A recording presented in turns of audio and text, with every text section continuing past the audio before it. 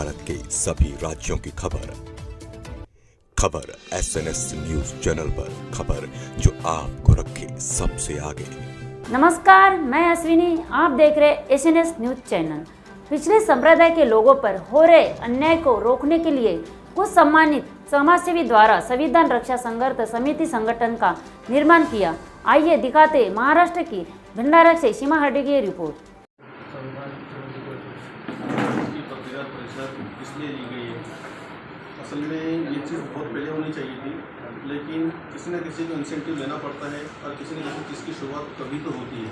और अल्हम्दुलिल्लाह उस तरह की शुरुआत एक भंडारे में की गई है, जिसको हम चाहेंगे कि सारे देश में इसकी शुरुआत हो, कि किसी पर भी जुल्म हो, सब ने मिलकर आगे आना चाहिए और उस जालिम से उसका हिसाब लेना चाहिए संविधान के तरीके से। और अगर हम इसका निषेध नहीं करेंगे तो इसी तरह की चीज़ें और बढ़ती चली जाएंगी, जिसकी मिसाल आज आपके सामने दिख रही है कि कहीं किसी के ऊपर पेशाब किया जा रहा है, कहीं किसी को थूक चाटने पर मजबूर किया जा रहा है। ये इसी की एक वजूहत है कि जिसके निषेध लोग नहीं करते, लोगों ने आगे आके उसका निषेध करना चाहिए, उसका विरोध करना चाहिए। संविधान ने हमको इसका बहुत बड़ा अधिकार दिया है कि हम किसी भी जुल्म के खिलाफ कॉन्स्टिट्यूशन के दायरे में तय रहकर उसका विरोध कर सकते हैं, लेकिन हम लोग उसका विरोध नहीं करते, जिसकी वजह से बारंबार ये चीज़ें हमारे सामने आ रही है। और अक्सर अगर हम देखे हैं कि अगर किसी आदिवासी पर जुल्म हुआ है तो आदिवासी समाज आगे आके उसका विरोध करता है, किसी दलित पर हुआ तो दलित समाज आगे विरोध करता है, किसी मुस्लिम पर हुआ तो मुस्लिम समाज आगे आके विरोध करता है। तो एक भंडारे से शुरुआत की गई, क्यों ना हम सब मिलकर इसका विरोध करें। कोई दलित नहीं, कोई मुस्लिम नहीं, कोई आदिवासी नहीं, जिस पर भी जुल्म होगा भंडारे के अंदर में सब मिलकर आगे उसका विरोध करेंगे। और इसकी शुरुआत एक भंडारे में की गई है, जिसके लिए 2 तारीख को धरना आंदोलन का प्रावधान तैयार करिए। धरना आंदोलन 2 तारीख को किया जाएगा, उसके लिए मीटिंग रखी ताकि आप लोगों तक ये बात पहुंच सके कि इस तरह की भंडारे में शुरुआत की गई है। और हम चाहेंगे कि आपके माध्यम से सारे लोगों तक ये बात पहुंचे कि जो अब तक नहीं किया गया उसकी शुरुआत हम कहीं ना कहीं देश के अंदर में अपने छोटे से शहर भंडारा शहर से शुरुआत करना चाहते हैं कि किसी पर भी जुल्म हो सब मिलकर साथ आएंगे, सब मिलकर उसका विरोध करेंगे। क्योंकि जालिम किसी धर्म का नहीं होता, ना मजलूम किसी धर्म का होता है।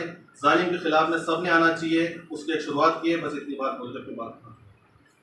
मेरा एक सवाल है सर, जब लोग पे पेशाब किया गया तभी इस घटना को लगाम लिया जाता, तभी दखल दी जाती, तो आगे की घटना नहीं घटित होती। इसके बारे में क्या बताना चाहेंगे? नहीं, मैं तो कहूँगा पेशाब करने तक रुकी क्यों? मैं आपको इस हद तक रुकी क्यों? उसकी वजूहत ये नहीं ना।